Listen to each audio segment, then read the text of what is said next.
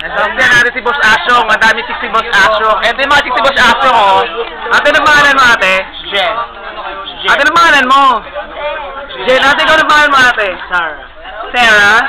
Sarah. How about you, ate? Sarah din? Sarah Balabagan. Ikaw, ate? Yes. Taken ka na ba? Yes. Ay, ayoko sa'yo. Ikaw, taken ka na? Ay, ate, taken ka na daw? Taken ka na? Taken ka na din, ate? Hindi, mga single. Tara. Oh, kung taken na kayo, umalis na kayo dito. Taken na pala kayo eh. Wala kayong mapapala. Nagbayad na siya. Thank you po. Ate, thank you. Asyong, ano masabi mo sa Asyong? Okay naman sila. There will... Asyong, nalibugan ka ba?